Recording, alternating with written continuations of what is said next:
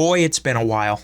Hey everyone, Templar74 here with another video, and in today's video I'm going to be talking about the first episode of Sword Art Online, Alicization War of the Underworld, and boy does it feel like it's been a while since I've talked about this series, especially here on the channel, and most of that was because of copyright issues when I was reviewing the first half of Alicization, but I really wanted to get back into it because the series is really good, and I figured what better way than to start reviewing the second half of Alicization, the second season if you will, and what better way to kick it off with this episode than by talking about what happened after the fall of the Pontifex and the Axiom Church here. And we learned that after the fall in this episode of the Pontifex and the Axiom Church, that the state of the human empire is really at its weakest point ever, and it's really a grim situation here because of Kirito and Yu-Gi-Oh's actions here. The Pontifex is gone, the Integrity Knights have been decimated, the human empire is really left without defensible forces, and an impending invasion by the dark forces of the Dark Territory is imminent. And knowing this, we learned that Broccoli has gathered together the remaining Integrity Knights and basically has said, this is what's going on and we have to defend the human empire. And basically there's a consensus between the Knights that they need to execute Kirito for doing this. And Broccoli is basically putting the kibosh on that. He's like, no, we've got bigger problems to deal with than him. We have to protect the people. And he basically goes on to tell the Integrity Knights that we really can't kill him because he was fighting for a just reason. And that, of course, was stopping the Pontifex's plan to turn half of the human empire into sword golems and basically go on a killing rampage. So I think deep down Broccoli wants to spare Kirito, even though the Knights don't feel that way, and he's kind of protecting them. And it's in this environment that we see Alice, and she decides that Kirito is not safe here. She has to get him out.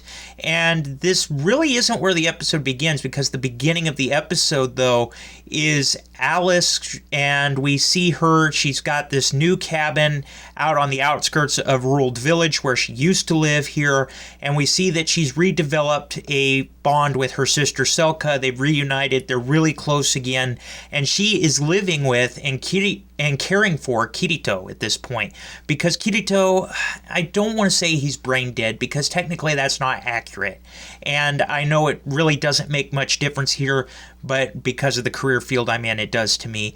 He's not really brain dead. I guess you could call it kind of in a vegetative state. He's not really talking, although he is eating when Alice feeds him, but he's not talking, he's not moving, he's confined to a wheelchair. And yeah, brain dead, it can't really necessarily describe him here because he can mutter things to Alice, and she does kind of understand. And we learn that she is basically taking Kirito in and is protecting him and caring for him because of what he did for her against the Pontifex. Not only did he save her, that he saved the world, he saved this world, and she owes him for that, and that's why she's looking after Kirito so deeply. And I really think this episode here is a good episode for those in the community that ship Alice and Kirito together. But overall, that's pretty much what this episode is refocusing on Alice's new life here and what happened after the fall of the Pontifex. And that's pretty much the episode. We see Alice caring for Kirito. We did learn that after the fall of the church, she did try to return to the Ruled Village when she fled with Kirito away from the cathedral when she learned that the other knights wanted Kirito executed, and she realized, I have to get him out of here. They go back to her old village where Yu-Gi-Oh and her were born in hopes that they would understand and take them in. However, when she's brought to her father basically asks her, were you absolved of your crimes? And when she says, well, not really, her father cannot prevent or allow her to live in their village because she is technically a criminal. So while he is happy to know that his daughter's alive, he cannot in good conscience let her live with them.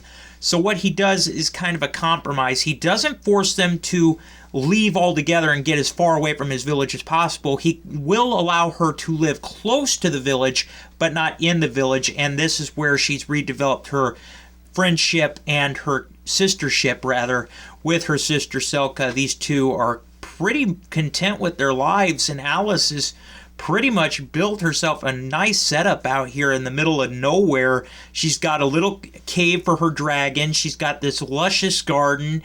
We learn that she's basically making money by doing what Yu-Gi-Oh did before he died. And that's pretty much the premise of the episode. And we learn that she's very overprotective of Kirito. When they take Kirito out for a stroll in the mountains, her and Selka, Alice makes it a point to make sure that he's completely bundled up. She grabs his swords for him and places them in his laps, his and Yu-Gi-Oh's, and she's basically being like an overprotective mother character to Kirito here, which I really did enjoy. And as night falls, we even see her feeding Kirito, and it's at this point her former protege shows up, Eldry, and he shows up basically by coincidence, and he informs her of what's going on and that they've collapsed the caves, the Dark Territories invasion is imminent, and he tries to plead with Alice to come back to the Integrity Knights. They need her. And we know this because right now the Knights are at the middle of raising the noble forces that have been struck down by the Pontifex and basically made powerless.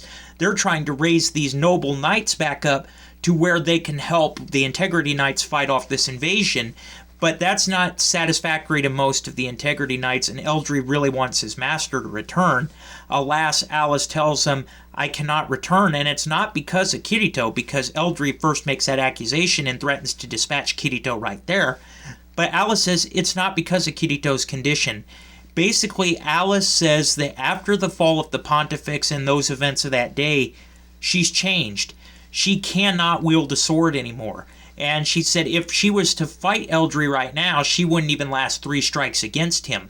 So basically Alice is saying, I'm not the same Alice that I was. I'm of no help to you. I do not want to return to the Integrity Knights. And that's pretty much where it's left as Eldry says it's goodbye. And as Eldry leaves, we see one final scene here of Alice and Kirito. She put Kirito to bed, and then she kind of climbs in after him and basically is holding on to him and crying into him like, what am I going to do? Because the entire time that this episode is going on, she's pressing herself, is what we fought for really worth it? What are we going to do now? You know, Kirito is kind of in this vegetative state. Yu-Gi-Oh's dead. Is it worth what we fought? You know, and that's essentially where the episode leaves off on that premise. So like I said, not a lot in this episode, unless of course you are a fan of the Kirito and Alice shipping here. I think this episode really suits you. But overall, this episode, it was a decent episode, and it was a good start for War of the Underworld, in my opinion.